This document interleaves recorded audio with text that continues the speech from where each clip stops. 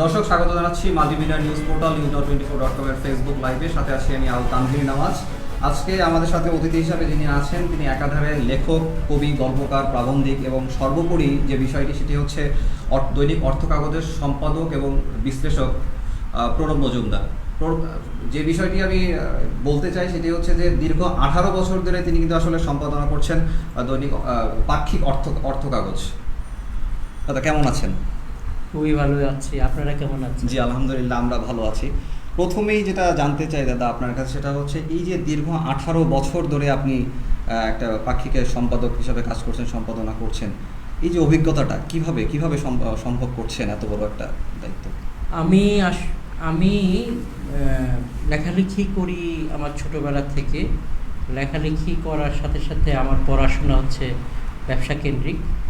আমার পড়াশোনার বিষয় ছিল হিসাব বিজ্ঞান, অর্থনীতি, ব্যবসা বাণিজ্য, তারপরে ব্যবসা প্রশাসন, তারপরে হচ্ছে নিরীক্ষা, তারপরে হচ্ছে গিয়ে উচ্চতর গণিত।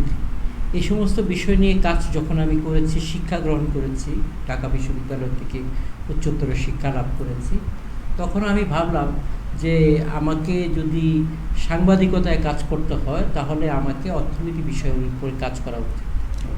আমি 13টা দৈনিকে চাকরি করেছি। চাকরি করার পরে যখন মনে হলো যে আমি সমাজকে যদি নিজে কিছু দিতে চাই তাহলে আমাকে নিজের বলয়ে কিছু করতে হবে, সেই বিবেচনায় অনেকটা উস্মাদ ছিল অনেকের প্রতি যে আমি যে কাজটা করতে চাই সেটা আমি স্বাধীনভাবে করতে পারছিলাম না। এমতো অবস্থায় আমাকে তখন গ্রহণ করতে হলো, একটা পত্রিকা ডিক্লারেশনের প্রক্রিয়া আমার যেতে হলো। যখন পত্রিকাটা বের হলো তখন থেকে শুরু করলাম, যেহেতু আমার 13টা দৈনিকের সাথে আমার কাজ করার সম্পৃক্ততা আছে। অর্থনীতি বিষয়ে কাজ করেছি, কূটনৈতিক বিষয়ে কাজ করেছি, রাজনীতির বিষয়ে কাজ করেছি, অপরাধ সাংবাদিকতায় কাজ করেছি, সংস্কৃতি সাংবাদিকতায় কাজ করেছি। এতগুলো বিটের যে অভিজ্ঞতা যে লোকটা ধারণ করেছে সে নিশ্চয়ই একটা পত্রিকা প্রকাশনায় সম্পাদনায় খারাপ করবে না, সেই বিবেচনায় আমি অর্থ কাগজের আবির্ভাব আমার মধ্য দিয়ে শুরু হয়েছে। 18 বছরে আমি যদি বলেন যে 18 বছরে আমার কি অভিজ্ঞতা হয়েছে, 18 বছরে আমি নিজেকে এখনও মনে করি আমি একজন কর্মী।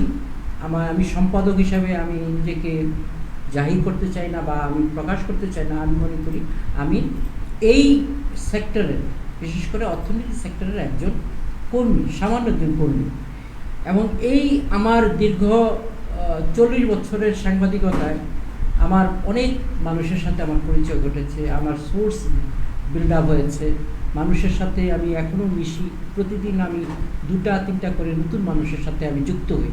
আমি মনে করি যে মৃত্যুর আগের মুহূর্ত কিন্তু আমার শেখার আছে, এখনও আমি শিখছি। আমি ব্যাংকে যাওয়া আসা করি, মানে বিমা শিল্পে আমি যাওয়া আসা করি। তারপর আর্থিক প্রতিষ্ঠানগুলো আমাদের বাংলাদেশ, এখন আমাদের আর্থিক প্রতিষ্ঠান ব্যক্তিটা অনেক বড় হয়ে গেছে। এখন প্রায় 100-র কাছাকাছি ব্যাংক এবং বিমা।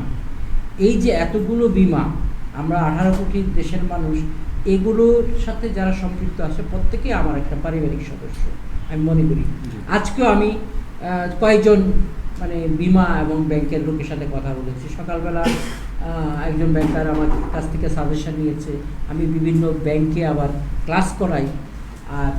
বিশ্ববিদ্যালয়ের আমার যে ব্যাংকিং এবং ফিনান্স সাবজেক্ট, পাশাপাশি যে অ্যাকাউন্টিং মানে হিসাব বিজ্ঞান, ব্যবসা প্রশাসন, এগুলি নিয়েও কিন্তু আমি পড়াশোনা করাই খণ্ডকালীন হিসাবে। তা আমি মনে করি যে যদি অভিজ্ঞতা থাকে তাহলে সে যে কেউ একটা বড় পদে কিংবা একটা দায়িত্বশীল পদে সে কাজ করতে পারে, সমাজের জন্য কিছু করতে পারে। সেই বিবেচনায় আমার কাছে মনে হয় মানে যে কোনো কিছুই আমি চ্যালেঞ্জিং হিসাবে নিই। চ্যালেঞ্জিং হিসাবে নিয়ে যদি আমি ভিতর থেকে জিনিসটাকে আমি চিন্তা করি তাহলে কিন্তু আমি আমার গতিপথে বা গন্তব্য পথে কিন্তু আমি পৌঁছতে পারি। সেই বিবেচনায় কিন্তু আমি মনে করি যে এখনও আমি শিখছি এবং আগামীতে আমার যে ডেস্টিনেশন, আমার যে ভিশন, সেই ভিশন এবং মিশন যদি আমি সমন্বয় সাধন করতে পারি তাহলে আমি আমার অবিশিষ্ট গতিপথে আমি বুঝতে পারবো।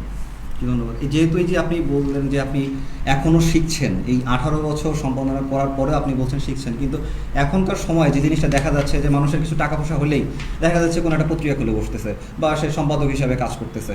তাদের কিন্তু পত্রিকা বা হচ্ছে যে কোনো বিষয়ে কিন্তু যে প্রাথমিক যে ধারণাটা দরকার, যে জ্ঞানটা দরকার, এটা কিন্তু অনেকেরই নেই, তারপরেও কিন্তু খুলে বসতেছে। এবং এতে যে ধরনের অবক্ষয় হচ্ছে আমাদের সংবাদের ক্ষেত্রে, এই জিনিসটাকে আপনি কীভাবে দেখতেছেন? চমৎকার একটা প্রশ্ন করেছেন, এটা আমিও মাঝে মাঝে ভাবি। আজার ব্যাপারী জাহাজের খবর জি নেই। জি জি। হ্যাঁ, অনেকটা ওরকমই আপনার প্রশ্নের ধরনটা। তো এইটা শুনেন, একটা জিনিসের মধ্যে যদি পেশাদারিত্ব না থাকে সেই জিনিসটা কিন্তু টেকসই হয় না।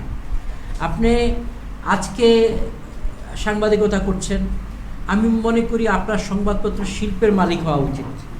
আপনি যদি এখন অন্য ব্যবসায়, অন্য ট্রেডে অভিজ্ঞতা না নিয়ে যদি আপনি সেখানে প্রবেশ করেন, তাহলে আপনার মধ্যে পেশাদারিত্ব কাজ করবে না।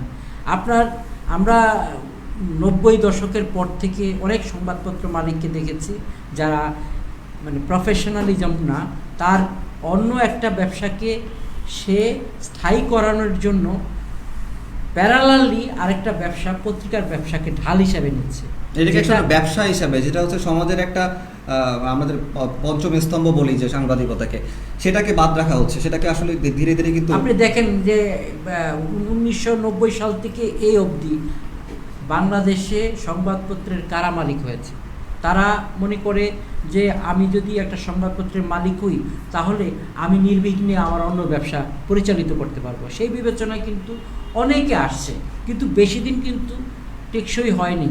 আপনি দেখেন যাদের বিরুদ্ধে পেশাদারিত্ব আসবে না, যদি হ্যাঁ এটাও ঠিক যে আমার টাকার দরকার আছে, আমি যদি একটা গ্রুপের মাধ্যমে আমার একটা পত্রিকা প্রকাশনা করি, তিনি যেরকম আমাকে অর্থলগ্নি করতে পারবেন, আমি ব্যক্তি পুঁজি সেরকম কিন্তু আমি অর্থলগ্নি করতে পারবো না। তো সেই বিবেচনায় তার যে বিগ ভলিউমের যে বিনিয়োগ, সেটা কিন্তু তিনি দিচ্ছেন। কিন্তু যারা ম্যানেজমেন্টে থাকবেন, সেখানে যদি তিনি স্বাধীনভাবে চলতে দিতে পারেন, তাহলে কিন্তু কাগজটার টেকসই কিন্তু হয়। এবং সেখানে যদি পেশাদারিত্ব, ঠিকমতো বেতন দেওয়া, ফিক্সড কস্ট বাড়ানো, মানে প্রোডাকশন কস্ট রিচ করা, তারপরে ভেরিয়েবল কস্ট মানে আপগ্রেড করা, তারপরে নতুন নতুন মিশন এবং ভিশন, নতুন নতুন চিন্তা ভাবনা যুক্ত করা, যে জিনিসগুলো পাঠক আশা করে। আপনি আজকে কথার কথা, আজকে বাংলাদেশে একটা প্রথম শ্রেণীর কাগজ, আমি একটা নতুন কাগজ করব, আমাকে বুঝতে হবে তার যে পোর্টফোলিও, তার যে ইনভেস্টমেন্ট পোর্টফোলিও, সেটার কথা বিবেচনা করে আমাকে চিনতে হবে, আমাকে নতুন কিছু দিতে হবে। নতুন কিছু না দিলে আমি পাঠক ধরতে পারবো না। যে জিনিসটা আছে সেটারই যদি আমরা অনুরূপ আরেকটা প্রোডাকশন তৈরি করি, তাহলে কিন্তু সেটা পাঠক গ্রহণ করবে না। এখন প্রতি ডিজিটাল বাংলাদেশের যুগে, ডিজিটাল তথ্য প্রযুক্তির যুগে যত আপনি নতুনত্ব জিনিস দিতে পারবেন, ততই আপনার গ্রহণযোগ্যতা বাড়বে। কিন্তু এই ব্যবসায়ীদের ক্ষেত্রে যেটা হচ্ছে যে ক্ষতিগ্রস্ত কারা হচ্ছে, ক্ষতিগ্রস্ত হচ্ছে কিন্তু যারা আমরা যেটা দেখি যে আমরা যারা সংবাদকর্মী আছি, আমরা ওই ধরনের যে, আমি এটাকে যদি বলি গজিয়মান হচ্ছে পত্রিকা, মানে এটা উঠছে আবার কিন্তু পড়ে যাচ্ছে। আপনি আমাকে ক্ষতিগ্রস্ত হচ্ছে আমরা যারা সংবাদকর্মী আছে, বা হচ্ছে দেশ এবং জাতি কিন্তু সম্পূর্ণরূপে ক্ষতিগ্রস্ত হচ্ছে। আমি আপনাকে উত্তরে কিন্তু বললাম যে আমাদের দেশে যারা যেই কাজ করে না, সেই কাজ যদি সম্পৃক্ত হয়, তাহলে এই সমস্যাগুলি কিন্তু থাকবেই। আমার বিবেচনা উচিত যে যারা এগুলোকে পরিচালনা করছে, প্রফেশনালিজমটাকে তাকে নিশ্চিত করতে হবে। প্রফেশনালিজম ছাড়া কিন্তু হ্যাঁ ক্ষতিগ্রস্ত তো হচ্ছেই। কারণ এখন আজকে মানে আমি কিছুদিন আগে একটা টেলিভিশনের টক শোতে বলেছিলাম যে বাংলাদেশে সংখ্যালঘু হচ্ছে সৎ মানুষ। সংখ্যালঘু কিন্তু অন্য কোনো সম্প্রদায়ের, কোনো গোষ্ঠীগত একটা নির্দিষ্ট শ্রেণী না। কারণ এখানে এখন সৎ মানুষের বড়ই অভাব। যখন সমাজে আপনি ভোগকে বেশি প্রায়োরিটি দিবেন, ভোগকে আপনি প্রাধান্য না দিয়ে ত্যাগকে যদি প্রাধান্য দেন, মানুষের মানবতার সেবায় যদি আপনি এগিয়ে আসেন, আপনি যদি আরেকজনকে সহযোগিতা করেন, আপনি যদি কর্মসংস্থানের ব্যবস্থা করেন, তাহলে কিন্তু সমাজে আনরেস্ট হবে না। আনরেস্ট হওয়ার কারণেই কিন্তু এই বিশৃঙ্খলাগুলি তৈরি হয়। তখন দেখা যায় যে ব্যবসায় কেন, রাজনীতি, ব্যবসা, সংস্কৃতি, সাংবাদিকতা সব কিন্তু অরাজকতা তৈরি হয় খারাপ লোকের কারণে। এবং সেখানে যদি মানে এই ভোগের জিনিসটাকে বেশি প্রাধান্য দেওয়া হয়। একটা ফরেন এক্সাম্পল আমি বলি, আপনার অফিসে একজন মানে যে ছেলেটা আপনাকে চা খাইয়ে মানে চা খাওয়ানোর ব্যবস্থা পরিবেশন করছে, সেই লোকটা যদি মনে করে যে আমি আমার স্যারের মতো কেন আমি কোটটাই পরবো না, আমি কেন স্যারের মতো অ্যান্ড্রয়েড ফোন ব্যবহার করব না, আমাকে প্রথমে হতে হবে আমি উপযুক্ত কিনা। First you deserve then you desire, তাহলে কিন্তু সেটা জুচ্ছই হয়। কিন্তু এখন আমাদের দেশে হয়ে গেছে যে আগে আমাকে আমি ডিজার্ভ করবো কিনা সেটা কিন্তু প্রশ্ন না। এই বিবেচনায় কিন্তু আজকে এই যে সব সেক্টরে কিন্তু আজকে অরাজকতার মূল কারণটা হচ্ছে এই এই এই এই মেন্টালিটি। আমাদের মেন্টালিটি পরিবর্তন করতে হবে। কারণ আমি ছোটোবেলায় অনেক কষ্ট করে মানে আমরা বড় হয়েছি, আমরা এখন বড় হচ্ছি। এখন কিন্তু একটা বাচ্চাকে আপনি যখন লালন পালন করতে চান তখন হাতের কাছে সব কিছু পেয়ে যাচ্ছে, এটাও কিন্তু ভালো লক্ষণ না। তাকে বুঝতে হবে ওটা আর্ন করতে হলে তোমাকে কষ্ট করতে হবে। কষ্ট স্বজনপ্রীতি এখন একটা মুখ্য বিষয় হয়ে দাঁড়িয়েছে। অবশ্যই। এবং এক সময় দেখবেন যখন এটা নিয়ম যে যখন সব কিছুরই কিন্তু একটা প্রাকৃতিক নিয়ম থাকে, একবার নদী ভাঙে আবার করে, আবার চর জাগে, চরে আবার বসতি স্থাপন হয়, আবার সেই চরটা কিন্তু ভাঙে। ওরকম একটা ভ্যালুস যখন এক্সট্রিম পয়েন্টে যায় তখন কিন্তু বিস্ফোরণ হয়। সেই কারণে অনেকে বলে যে কিয়ামতের আর বেশি দেরি নেই, হ্যাঁ, আবার মনে হয় পৃথিবী ধ্বংস হয়ে যাবে। সেরকম যখন অনাচারটা বেশি হয়ে যাবে তখন এখনও ভালো মানুষ আছে বলে কিন্তু আমরা আছি, আমাদের পৃথিবী আছে, আমাদের দেশ আছে। ভালো মানুষ যে নেই তা না, তবে সংখ্যায় কম, তারা কিন্তু আড়ালে থেকে যাচ্ছে। সৎ মানুষকে আমি প্রাধান্য দেব, সৎ মানুষের সৎভাবে চলবো, এই যদি হয় তাহলে কিন্তু কোনো দেশ, কোনো রাষ্ট্র, কোনো সমাজ, কোনো পরিবার নষ্ট হয় না। এবং নেতৃস্থানীয় পর্যায়ে কিন্তু দেখা যাচ্ছে যে আপনি যেটা বললেন সৎ মানুষের কিন্তু বেশ একটা অভাব লক্ষণীয় এখন। কারণ সৎ মানুষরা যেভাবে পরিচালনা করতে চায়, যেভাবে একটা জিনিস চালাতে চায়, সেটা কিন্তু হচ্ছে না যে বিষয়গুলোতে।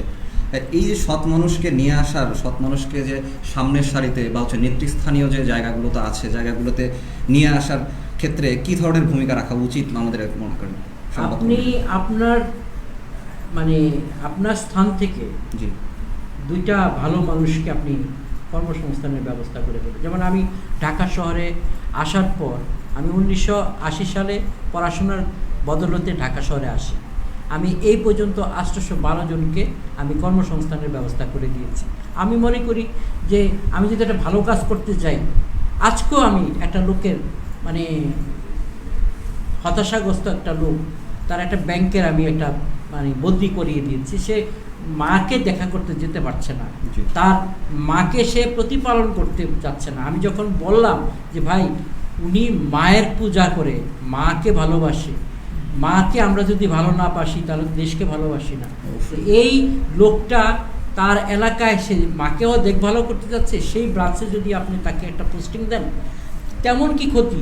কাজ তো সেখানেও করবে, এখানেও করবে, তখন সে বিবেচনায় তাকে সে জায়গায় নিয়ে গেল। এই যে আমি একটা ভালো কাজ করলাম, আমি আমার জায়গা থেকে যদি আমি একটা ভালো কাজ করি, আপনি আপনার জায়গা থেকে যদি ভালো কাজটা করেন, আরেকজন যদি আপনারটা দৃষ্টান্ত অনুকরণ করে, তাহলে কিন্তু সমাজে আস্তে আস্তে আস্তে সৎ মানুষের পরিধিটা বাড়তে থাকবে। হ্যাঁ, এক্স্যাক্টলি বাড়তে থাকবে। এই প্রক্রিয়া যেতে হবে। আমি আমার যেমন কথার কথা 10 জনের অর্থ দিয়ে কিন্তু একটা সেবামূলক সংগঠন চলে, একটা মসজিদ চলে, 10 জনের অর্থ দিয়ে একটা মন্দির চলে, 10 জনের অর্থ দিয়ে একটা গির্জা চলে। এখন আপনি হয়তো দেখা যাবে 1 টাকা দিলেন, এই 1 টাকাও কিন্তু তার কাজে লাগবে। আরেকজন দিল 10 টাকা, আরেকজন দিল 100 টাকা, আরেকজন দিল 1000 টাকা। যার যার ক্ষমতা অনুসারে যার যার নিজের কাজটাকে আপনি সমুন্নত রেখে, নিজের কাজটা যাতে হ্যাম্পার না হয় সেই বিবেচনা করে যদি আপনি একটা মানুষের জন্য এগিয়ে যান, তাহলে সমাজে কিন্তু সেই জিনিসটা, এই মেন্টালিটিটা কিন্তু আমাদের থাকবে। এই মেন্টালিটিটা থাকলে কিন্তু আস্তে আস্তে আস্তে আস্তে আস্তে সৎ মানুষের কিন্তু গ্রহণযোগ্যতাটা বাড়বে। অবশ্যই, ধন্যবাদ। আমি যে বিষয়টি নিয়ে এখন কথা বলতে যাচ্ছি, আপনি যেহেতু ব্যাংক, বিমা সেক্টরগুলো নিয়ে কাজ করছেন, এই যে করোনা পরিস্থিতি, একটা বছর করোনা থেকে ধীরে আমরা করোনার টিকা চলে আসছে উত্তরণে, যে এখন বর্তমানে ব্যাংকিংয়ের খাতটার কি অবস্থা হয়ে আছে বলে মনে হয়? আমি আপনাকে বলেছি যে 1990 সালের পর থেকে কিন্তু আমাদের সব কিছু কিন্তু আস্তে আস্তে আস্তে আস্তে মানে খারাপের দিকে যাচ্ছে। এখন আবার এখন সরকার, বর্তমান সরকার এবং যারা নীতি নির্ধারক তারা কিন্তু জিনিসটা বুঝতে পেরেছে, দেরিতে হলে বুঝতে পেরেছে যে ব্যাংকের পরিচালনা পর্ষদের কারা ছিল, রাজনীতিকরণ করা হয়েছে। যারা সত্যিকারে ঋণ নেওয়ার কথা তারা কিন্তু ঋণ পায়নি। যেই লোকটা, আমি এই কথাটা আজ থেকে 30 বছর আগে এক এমডিকে বলেছিলাম, ব্যাংকের মানে সরকারি রাষ্ট্রায়ত্ত ব্যাংকের এমডিকে বলেছিলাম যে এমনভাবে আপনারা কিছু করতে পারেন না যে ছেলেগুলি ঢাকা বিশ্ববিদ্যালয়, চট্টগ্রাম বিশ্ববিদ্যালয়, দেশে বড় বড় শিক্ষা প্রতিষ্ঠান থেকে তারা পড়াশোনা করে বেরোচ্ছে, তাদের সার্টিফিকেটগুলি নিয়ে আপনারা তাদেরকে ঋণ দিতে পারেন না। আপনারা চিন্তা করেন যে তার সম্পত্তি থাকতে হবে, তার জামানত দিতে হবে, তার বড় বড় বিল্ডিং দিতে হবে, সম্পত্তি দিতে হবে। সেখানে এখন মনে করেন আমি একটা মিথ্যা দলিল দিয়ে আমি টাকা নিয়ে গেলাম, এখন তাকে রাজনীতির বিবেচনায় তাকে ঋণ দেওয়া হলো। সত্যিকারভাবে যে উদ্যোক্তা, সত্যিকারভাবে যিনি তার কার্যকরী মূলধন নিয়ে তিনি ব্যবসা পরিচালনা করবেন এবং ব্যবসার পরিধি বাড়াবেন, একটা ইউনিট না 5টা ইউনিট করবেন, তার দরকার হচ্ছে গিয়ে প্রাতিষ্ঠানিক পুঁজি। সে প্রাতিষ্ঠানিক পুঁজি যখন না পায় তখন কিন্তু একটা ইন্ডাস্ট্রিয়ালিস্ট মুখ থুবড়ে পড়ে যায়। তারপরে আরও কতগুলো কারণ আছে, মনে করেন ব্যাংকের নিয়ম আছে, যেদিন থেকে আপনার লোনটা স্যাংশন হয়েছে সেদিন থেকেই আপনার সুদ আরোপ শুরু হয়ে গেল। কেন? তিনি যেদিন ব্যবসা শুরু করবেন সেদিন থেকে কি মানে এই সুদারোপের ব্যবস্থাটা চালু করা যায় না? নীতিগত দুর্বলতা আছে, এগুলি মডিফিকেশনের দরকার আছে। মডিফিকেশন সব কিছুরই সংস্কার আছে। আমি আজকে একটা আইন করলাম, সেই আইনটা আজকের সমাজ ব্যবস্থার জন্য এটা প্রযোজ্য। 5 বছর পরে সেই পার্সপেক্টিভ নাও থাকতে পারে। তো সুতরাং এই সমস্ত জিনিসগুলি কিন্তু আমাদের সবচাইতে আগে বিবেচনা করতে হবে। যথাযথ যে লোক সেজন্য ঋণ পায়, যে লোকটা প্রাতিষ্ঠানিক মূলধনের কারণে সে তার ব্যবসাকে মানে বৃদ্ধি করতে পারছেন না। আমাদের দেশ পার্শ্ববর্তী চায়নাতে কিন্তু যেই প্রচলনটা আছে যে ছাত্র অবস্থায় যদি কেউ তারা সরকারের কাছে তাদের ব্যবসায়িক বা উদ্যোক্তা হওয়ার যে প্রপোজাল সেটা দিতে পারে এবং সেটা যদি অ্যাপ্রুভ করার মতো ব্যবস্থা থাকে তাহলে কিন্তু সেটা অ্যাপ্রুভ হচ্ছে এবং সে কিন্তু কাজ করে যাচ্ছে। এই বিষয়টা কিন্তু বাংলাদেশে না। আপনি যে কথাটা বললেন যে হচ্ছে একজন শিক্ষিত ছেলে, আজকে কিন্তু আমরা সবাই চাকরির পিছনে দৌড়াচ্ছি। এটা ছিল, এটা বিশিষ্ট ব্যাংকার মারা গেছেন, আমি তাকে শ্রদ্ধা করি, লুৎফুর রহমান সরকার চালু করেছিলেন।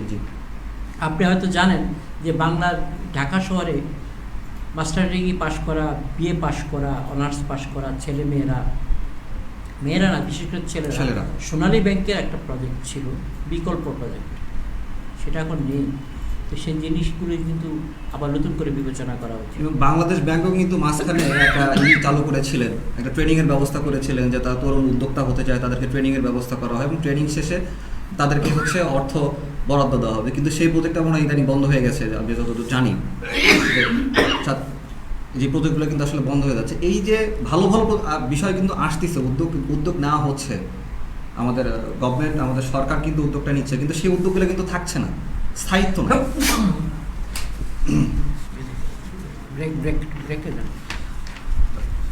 দর্শক, নিচ্ছি ছোট্ট একটি বিরতির পর আমরা আবারও ফিরে আসছি, সঙ্গেই থাকুন।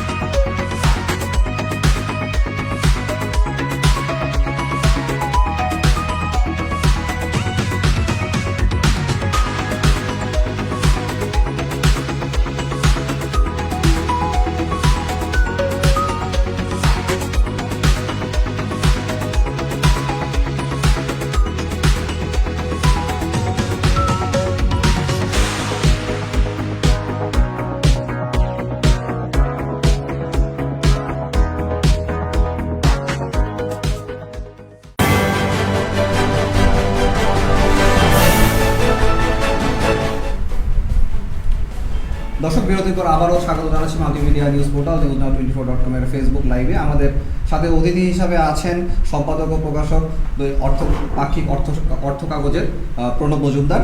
কথা বলছিলাম ব্যাংক ও বিমা খাত নিয়ে, বাংলাদেশের বর্তমান যে ব্যাংকিং অবস্থা করোনাকাল সেই বিষয়টা নিয়ে আমরা আবার ফিরে যাচ্ছি আলোচনায়। দাদা, যেটা বলছিলাম, বাংলাদেশের আপনি বলছিলেন যে তরুণ উদ্যোক্তাদের কথা, উদ্যোক্তাদেরকে হচ্ছে সরকার যদি সেইভাবে আমরা যদি প্রণোদনা দিতে পারি বা হচ্ছে সরকার থেকে তাদেরকে অর্থ বরাদ্দ দেওয়া হয়, তাহলে হচ্ছে দেশের এই ক্ষেত্রে দেশের উন্নয়ন ঘটতে পারে বা ঘটবে। এবং এই ক্ষেত্রে কি আপনি কি এটা মনে করেন যে আসলে এই যে রাজনৈতিক পরিচয় দিয়ে যে হচ্ছে নেওয়া হচ্ছে ঋণ, এবং সে পরবর্তী সে ঋণ পরিশোধ হচ্ছে কি না সেই বিষয়টা নিয়ে কিন্তু, এবং ঋণ অনেক ব্যাংক কিন্তু এই ক্ষেত্রে ঋণ খেলাপিতে পড়ে যাচ্ছে, এই ক্ষেত্রে আসলে কি করা উচিত বলে মনে করেন? দেখুন, আপনি যে কথাটা আমি কিছুক্ষণ আগে মানে বিরতির আগে আমি বলছিলাম যে রাইটম্যানকে মানে ঋণ দেওয়া হচ্ছে না, যিনি ঋণটা নিয়ে কাজে লাগাবেন, সত্যিকারভাবে উদ্যোক্তা উন্নয়নে কাজে লাগাবেন, সেটা কিন্তু হচ্ছে না।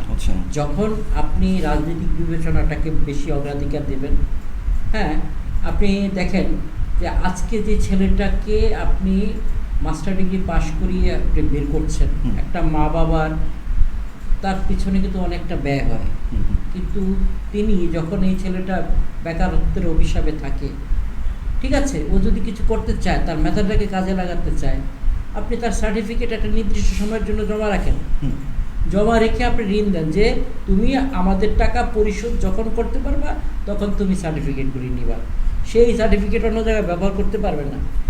আপনি দেখেন আমাদের মধ্যে দেশপ্রেমের কতটা আমাদের অভাব রয়েছে।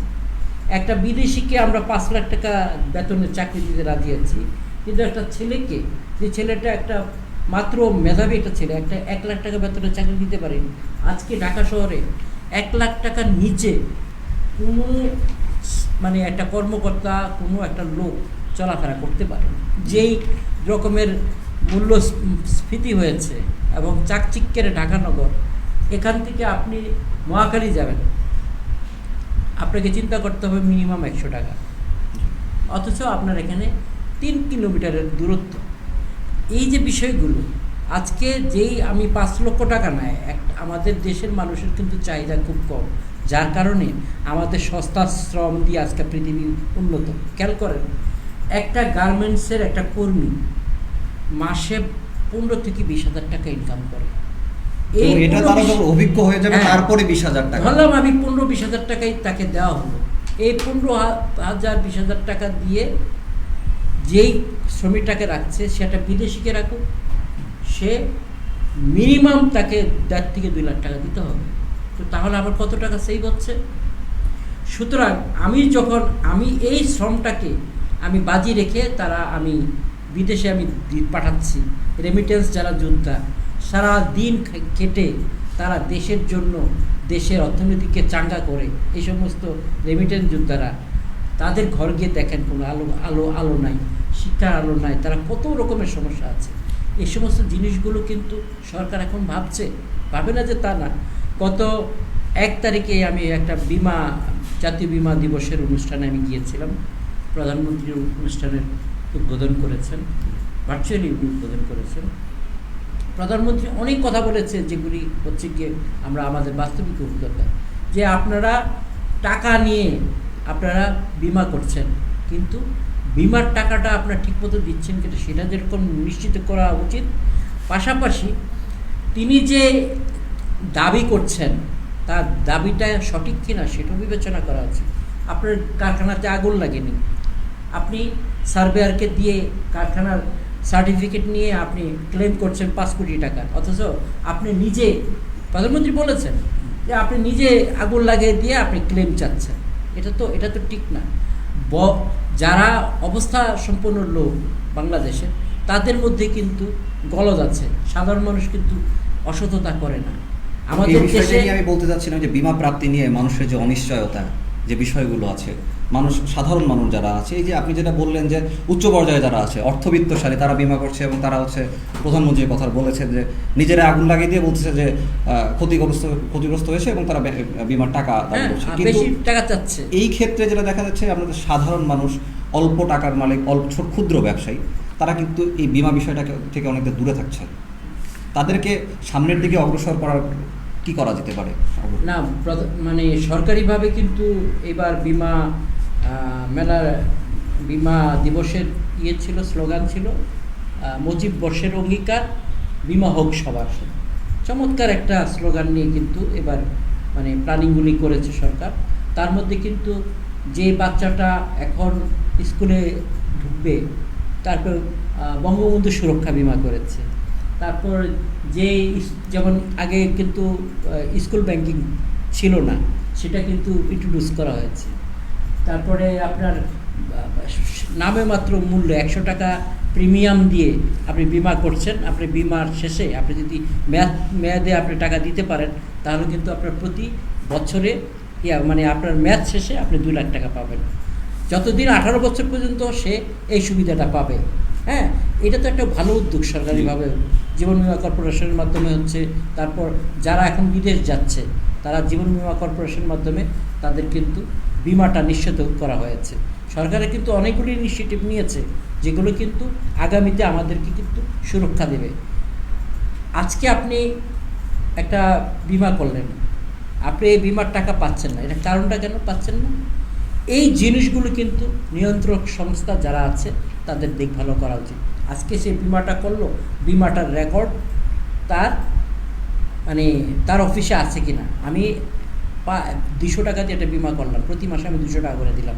আপনি দেখেন যে এনজিওরা মাইক্রো ক্রেডিটের নামে যেইভাবে মানুষকে চুষে খাচ্ছে, প্রাতিষ্ঠানিক মহাজন। আগে ছিল মানে গ্রামে কারোর থেকে টাকা 100 টাকা ঋণ নিতাম, 5 টাকা সুদ দিতাম। আপনি যদি সরকারিভাবে যদি বেসরকারিভাবে যদি সুদের আরোপ আপনি নির্ণয় করেন, দেখবেন 200% টাকা তারা তুলে নিচ্ছে। আপনি 1000 টাকা দিলেন, আপনার যখন আপনি পরিশোধ করবেন 1200 টাকা সপ্তাহে, তাহলে আপনি 1 সপ্তাহে 200 টাকা বেশি দিচ্ছেন 1000 টাকায়।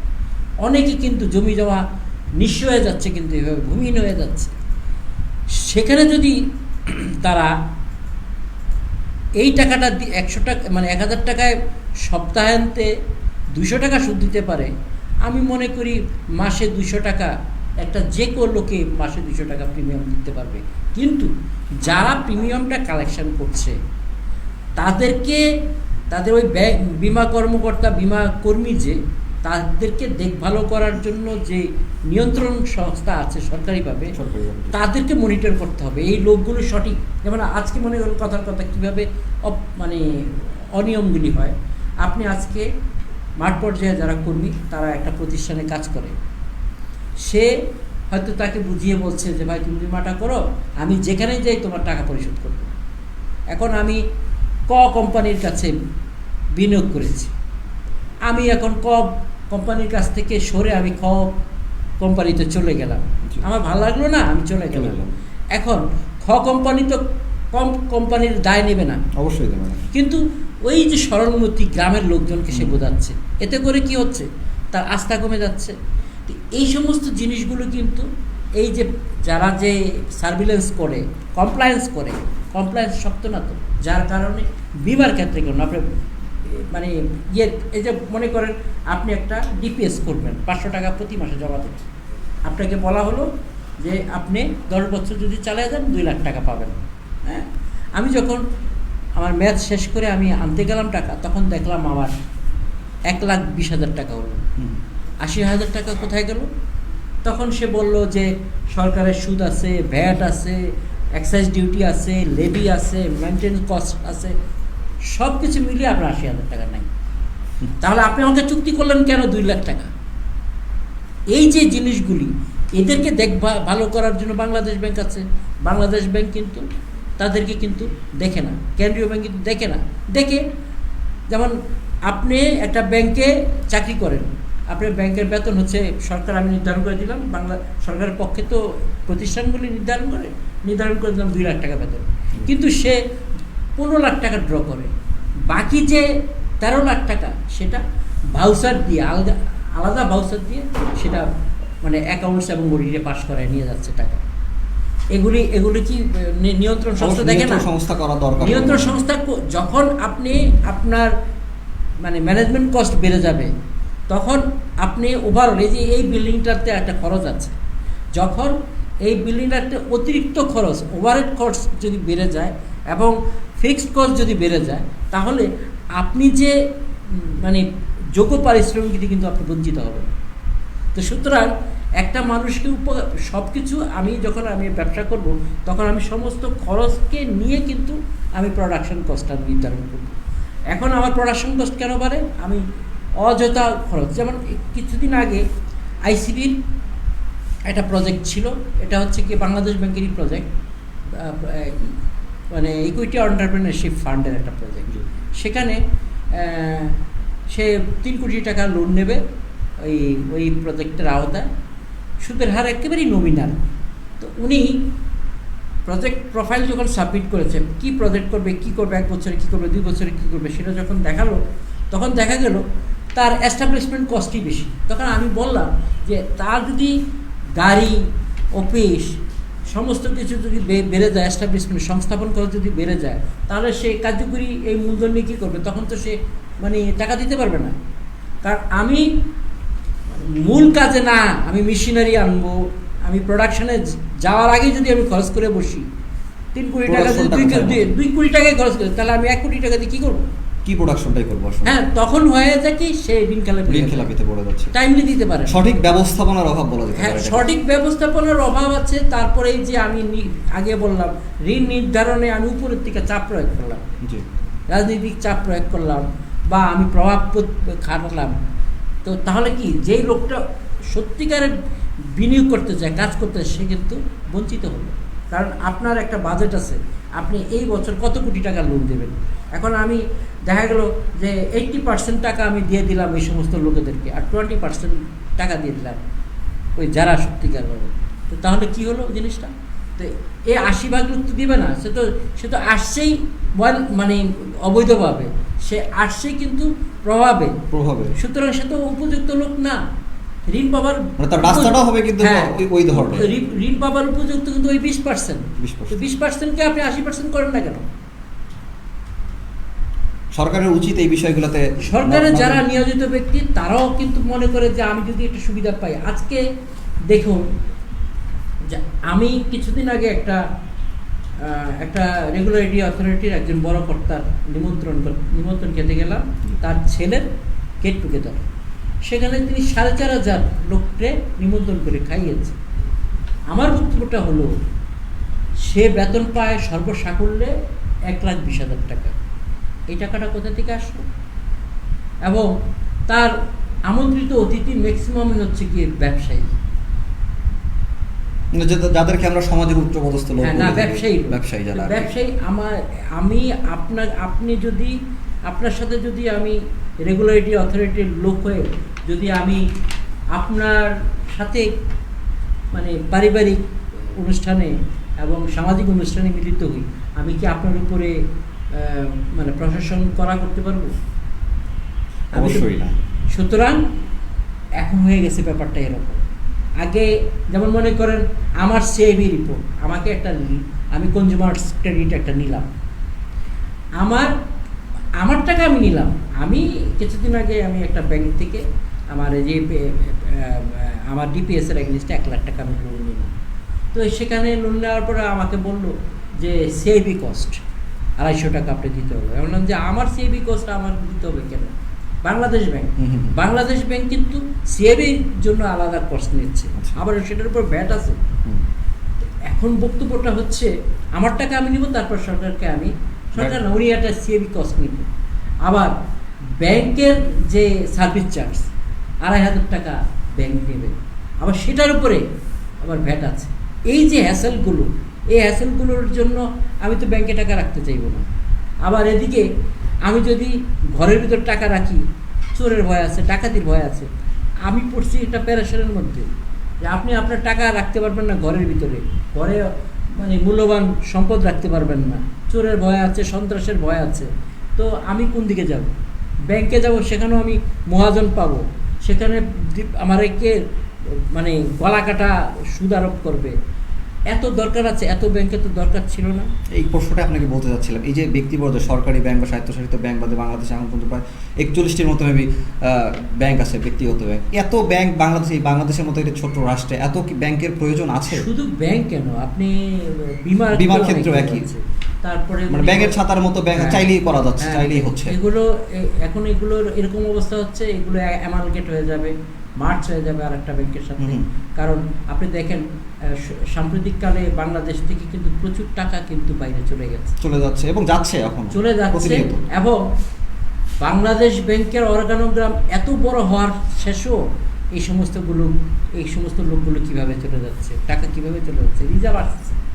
কষ্ট করে সকাল 7টার সময় অফিসে যায়, বাইরে যারা রেমিটেন্স আসে, পা দাঁড়িয়ে দাঁড়িয়ে কাজ করে, এই কনস্ট্রাকশন কাজ করে, 20 তলা 50 তলা ভবনে কাজ করে মালয়েশিয়াতে আমি দেখে আসছি।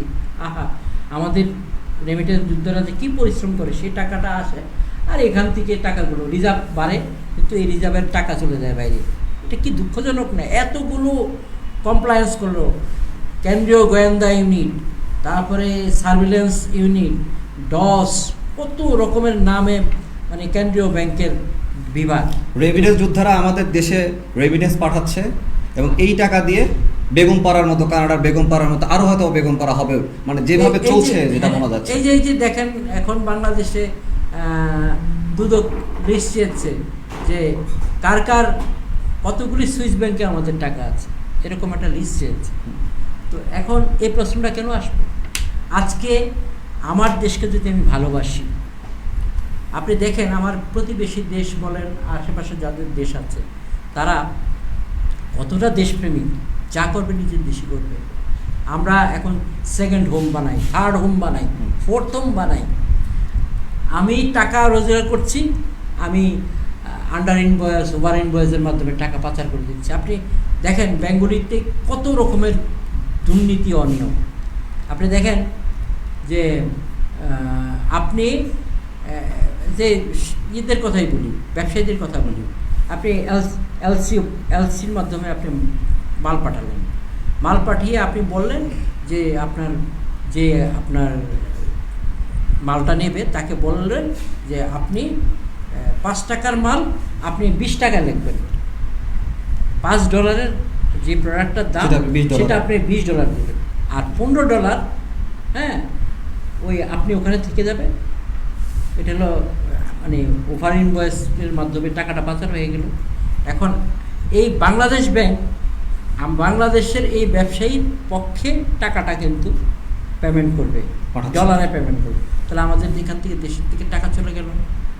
আপনি এখানে টাকা ইনকাম করবেন, খরচ করবেন আপনি আমেরিকা, এখানে আপনি টাকা রোজগার মানে উপার্জন করবেন, আয় করবেন, আর আপনার ছেলে মেয়েকে রাখবেন আপনি বাংলাদেশে না, সুরক্ষিত ইউরোপ, আমেরিকা, হ্যাঁ, অস্ট্রেলিয়া। এটা তো হতে পারে। এবং যে বিষয়টি আমি দাদা বলতে চাই, এই যে যারা এত অর্থ আত্মসাৎ করে তাদের ছেলে মেয়ে সন্তানকে দেশের বাহিরে পড়াশোনা করাচ্ছে, উচ্চশিক্ষিত হচ্ছে, এবং তারা কিন্তু দেশে ফিরছে না, ম্যাক্সিমাম ক্ষেত্রে দেখা যাচ্ছে তারা দেশে, তারা যদি দেশে ফিরছে, তারা আসলে দেশের জন্য কি অবদান রাখছে? দেখা যাচ্ছে কোনো কি অবদান রাখছে তারা? শুনুন, এই যে কথাটা আমি বললাম, মেধা পাচার, আমাদের নীতিগুলি চেঞ্জ করতে হবে। এখন বাংলাদেশ ব্যাংক কতগুলো নিয়ম করছে, মানে শেষ মুহূর্তে নিয়ম করছে যে আপনি কথার কথা মনে করেন, আপনার ক্ষমতা আছে, আপনি লন্ডন বা ইউরোপ বা আমেরিকা বা অস্ট্রেলিয়া, সে সমস্ত দেশে আপনি আপনার ইনকামের টাকা আপনি সেখানে চিকিৎসা খাতে বা শিক্ষা খাতে ব্যয় করবেন, ভালো কথা। তো এখন আপনি যদি এরকম একটা নিয়ম করে দেন যে $5,000 আপনি ক্যাশ নিয়ে যেতে পারবেন বা $10,000 নিয়ে যেতে পারবেন, সেই জিনিসটা যদি আপনি না নিয়ে যান, ওই টাকাটা কিন্তু আপনি নিয়ে যাবেন, কারণ আপনি ওখানে চেনা কেউ নাই, আপনি ওখানে হাসপাতালে চিকিৎসার জন্য, পড়াশোনা করার জন্য টাকা নিয়ে যাচ্ছে, সে অবৈধ পথে কিন্তু তখন টাকাটা নিয়ে যাবে। এটা আপনি অনেক দিন পরে এটা লেখালেখি করার কারণে এখন বাংলাদেশ ব্যাংক কিন্তু এটাকে সিলিংটা বাড়িয়েছে, স্ল্যাবটা বাড়িয়েছে। তো এই জিনিসটা আগে করতে পারতো না, তাহলে তো আমাদের অনেক মানে ইয়েতে মানে অবৈধ চ্যানেলে আমাদের অনেক টাকা পাচার হতো না।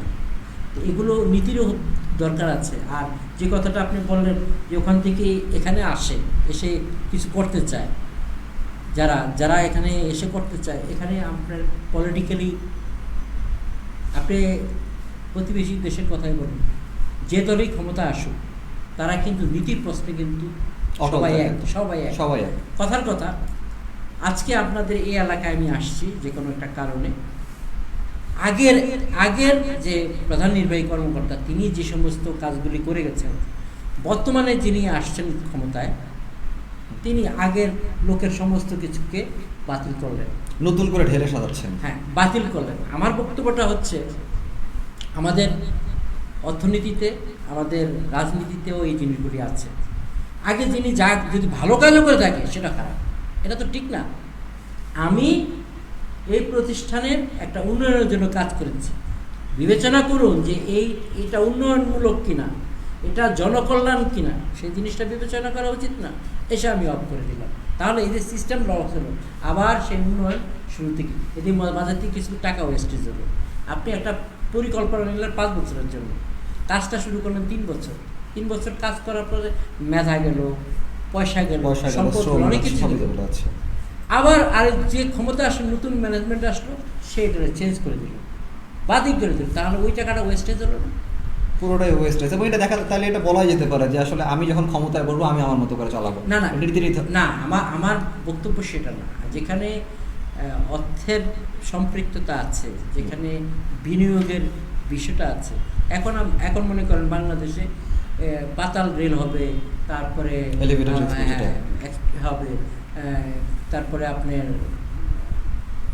মানে একটা নতুন একটা সেবা আমরা হঠাৎ করে যদি এটা বন্ধ হয়ে যায়, এই যে আজকে ঢাকা শহরকে আমরা যানজট মুক্ত করার জন্য যে আমরা পরিকল্পনা নিলাম, সেই জিনিসটা যদি পরবর্তী সরকার এসে বন্ধ করে দেয়, এটা কি আসলে ঠিক হবে? অবশ্যই ঠিক হবে না, এটা তো একদমই সমীচীন হবে না। যে বিষয়গুলো এখন যে সরকার আসবে, সরকার আমার যেটা ব্যক্তিগতভাবে যেটা মনে হয় যে আসলে দেশের উন্নয়নের ক্ষেত্রে, আর্থসামাজিক উন্নয়নের ক্ষেত্রে, ব্যক্তি পর্যায়ে উন্নয়নের ক্ষেত্রে সরকার কোনো ভূমিকা, সরকার না, বিষয়টা হচ্ছে যে উন্নয়নের ক্ষেত্রে সবাইকে একমত থাকা উচিত বলে মনে করা উচিত, তাই নয় কি?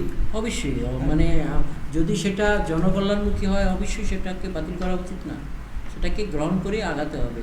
হ্যাঁ, নতুন নতুন পরিকল্পনা করো, এবং সেটাকে সংযোজন বা পরিমার্জন করা যেতে পারে। হ্যাঁ, যে বিগত সরকার বা আমার যে আমি যে অবস্থায় আছি, আমি যে একটা মন্ত্রণালয়ের বা আমি একটা সেক্টর বা যে কোনো একটা জায়গার প্রধানের দায়িত্বে যিনি ছিলেন, তিনি যে নীতি নির্ধারণ করে গেছেন বা যে প্রকল্পগুলো চালু করেছেন, এটা কতটা জনকল্যাণমূলক, সেই জনকল্যাণমূলক যে কাজগুলো তিনি করে গেছেন সেটাকে আরও কিছু সংযোজন করে সেটাকে আরও সুন্দরভাবে উপস্থাপন বা তৈরি করা যায় কিনা। যে কোনো জিনিসেরই সংস্কারের প্রয়োজন আছে, কিন্তু সংস্কারের মানে করতে গিয়ে যদি আমি সেটা বাতিলই করে দিই, তাহলে আমার তো অর্থনৈতিকভাবে আমরা ক্ষতিগ্রস্ত হলো।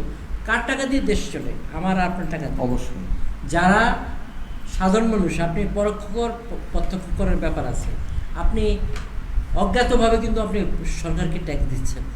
আপনি একটা জিনিস কিনতে যান, সেখানে আপনাকে বিক্রয় কর দিতে হচ্ছে, জিনিসটার মূল্যের মধ্যে কিন্তু করটা ঢুকে আছে। এই টাকাটা সরকার আরোহণ করে সরকার দেশ পরিচালনা করে। সরকারকে আমরাই তো সরকার, আপনি সরকার, আমি সরকার।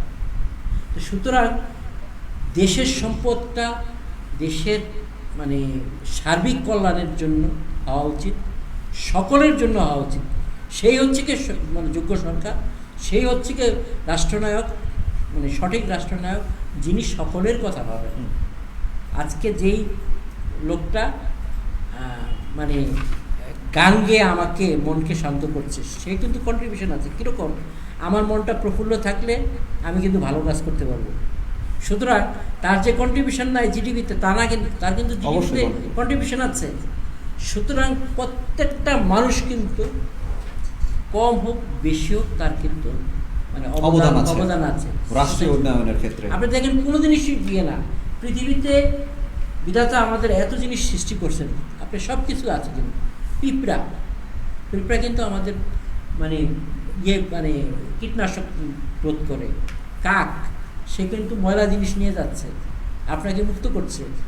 কবুতর, সেও কিন্তু টিকটিকি খেয়ে কিন্তু আপনাকে দূষণমুক্ত করছে। আপনি দেখেন প্রত্যেকটা জীব পৃথিবীতে আছে কোনো না কোনো উপকারে যায়, সৃষ্টিকর্তা তো এই করেছেন এইভাবে, সুতরাং আমরা মানুষ হয়ে মানুষের ক্ষতি করছি। হ্যাঁ, আমরা তো ওই যে বলে যে আমরা কিন্তু মানবিক না, আমরা অমানবিক হয়ে যাই। লালসা এবং লোভ আমাদেরকে কিন্তু মনুষ্যত্ব থেকে দূরে ঠেলে দিয়েছে। আজকে মানবতা কোথায়? বিবর্জিত। আমি মানুষ, আমি তো রক্ত মাংসের মানুষ। আমার ভালোবাসা আছে, মমতা আছে, স্নেহ আছে, শ্রদ্ধা আছে। এগুলি যদি না থাকে, জীবনের সুন্দর জিনিসগুলি না থাকে, তাহলে তো আমি বাঁচতে পারবো না। আজকে আপনার জন্য, মেড ফর ইচ আদার, আপনার জন্য আমি, আমার জন্য আপনি, এই চিন্তাই কিন্তু দেশ চলা উচিত। এই নীতি থেকে সম্পূর্ণ নীতি সবাই সরে গেছে এই মুহূর্তে, যেটা বলা যায়। যে বিষয়টি বলছিলাম যে আলোচনা চললে হয়তো চলতেই থাকবে, আমাদের অনুষ্ঠানের নির্দিষ্ট কিছু সময় আছে। এর মধ্যে ব্যক্তিগত কিছু বিষয় নিয়ে আপনার সাথে কথা বলতে, সেটা হচ্ছে এই যে আপনি এত বড় একটা গুরুদায়িত্ব পালন করছেন একটা পত্রিকা 18 বছর ধরে, এর পাশাপাশি আপনি লেখক, কবি, প্রাবন্ধিক, এই যে এত ব্যস্ততার ভিতরেও এই যে লেখালেখির সময়টা কিভাবে বের করেন বা কিভাবে হচ্ছে বিষয়গুলো? এই যে শুনুন, প্রত্যেকটা মানুষের কিন্তু একটা বিনোদন আছে। অবশ্যই কেউ গান শুনে বিনোদন ভোগ করে, কেউ পরিবারের সবার সাথে গল্প করে মজা পায়, কেউ হয়তো লেখালেখি করে। আমার এতগুলো কাজের সাথে আমি সমন্বয় সাধন করি কীভাবে? আমি সবসময় সামাজিকভাবে, যেমন আজকে আমি প্রতিদিন আমার ফ্যামিলির যারা আছে তাদের সাথে আমি চা খাই, তাদের সাথে গল্প করি, ঠাট্টা করি, তারা আমাকে প্রতিটা মুহূর্তে ফিল করে। আমি মনে করি এই যে মানবতার যে সেতুবন্ধন, সেটা যদি থাকে তাহলে আমার কর্মটাও কিন্তু ঠিকমতো হয়। আমি যখন গল্প লিখি তখন একটা কথা ভাবি যে আমি কী জন্য লিখি, প্রশ্ন আসতেই পারে। আমি লিখি আমার ভিতরে আমার যে চেতনাবোধ, যেটা জনকল্যাণকর, আমি খারাপটাকে খারাপ বলবো, খারাপটাকে দিয়ে আমি একটা চরিত্র বানাবো, আবার ভালোর পূজারি, খারাপেরকে আমি ঘৃণা করব। এটা হচ্ছে কি আমার বেসিক জিনিস। সেই বেসিক জিনিসটা যখন আমি মনে মনে ভাবি, সেটা তখন আমি লিখি। আমার একটা নিজস্ব সময় আছে যে আমি সকালবেলা লিখে আমি আনন্দ পাই। মনের আনন্দটাই হচ্ছে আসল জিনিস। মনের আনন্দ থাকলে আমার কর্মে আনন্দ হয়, কর্মে আনন্দ হলে সমাজ আনন্দ লাভ করে। সমাজ যদি উপকৃত হয়, দেশ উপকৃত হয়, রাষ্ট্র উপকৃত হয়। আরেকটা আপনার কথার ভিতরে একটা প্রশ্ন যেটা আমরা জানতে চাচ্ছি, সেটা হচ্ছে এই যে এখন যেটা দেখা যায়, এবার তো করোনার কারণে বইমেলা পিছিয়ে গেছে। বিগত সময় যে বিষয়গুলো দেখেছি যে চাইলেই সবাই বই বের করতে পারছে। সে কখনো হয়তো বা কতগুলো সাহিত্য পড়েছে, কতগুলো কবিতা পড়েছে, তাকে প্রশ্ন করলে জানা যাবে না যে আসলে সে কতগুলো সাহিত্য পড়েছে। হ্যাঁ, কিন্তু তারপরে দেখা সে কিন্তু বই লিখে ফেলতেছে, এবং সেই বইগুলো যখন আমরা আমাদের বিষয়টা থেকে, মানে কী বলবো, এটাকে কিউরিসিটি থেকে যখন আমরা কিনছি বা হচ্ছে আমরা জানার জন্য যে আসলে উনি কী লিখেছেন, দেখা যাচ্ছে দেশের কোনো মডেল বা সেলিব্রিটি যারা আছেন তারা একটা বই লিখে ফেলছেন। আলটিমেটলি দেখা যাচ্ছে সেই বইগুলোর ভিতরে আসলে কিছুই নেই। এতে আসলে আমরা কি ক্ষতিগ্রস্ত হচ্ছি না, বা হচ্ছে যিনি লিখছেন তাদের ক্ষেত্রে? শুনুন, আমরা ছোটোবেলায়, আপনি জানেন কিনা জানি না, আপনি হয়তো জানেন যে ঈশপের গল্প আমরা পড়েছি। সেগুলোর আদর্শ গল্প, মিথ্যা কথা বলা মহাপাপ, সৎ পথে চলা ভালো, তারপর কটু কথা বলা অনুচিত, একতাই বল। এই যে বর্ণ দিয়ে আমাদের আদর্শগত শিক্ষা আমাদের ঈশ্বরচন্দ্র বিদ্যাসাগর আমাদের শিখিয়েছেন। আদর্শরূপীর থেকে আমরা আদর্শের কথা শুনেছি। এখন সেই জিনিসগুলো নাই। এখন সব হয়ে গেছে এগুলো বাণিজ্যিক, সব কিছুতে বাণিজ্য ঢুকে গেছে। এমনভাবে ঢুকেছে যার কারণে বাণিজ্যটাকে প্রাধান্য দিতে গিয়ে সামাজিক মূল্যবোধের অবক্ষয় হয়েছে, সামাজিক মানবতা বিপর্জিত হয়েছে, যেটা অবশ্যই অনুচিত।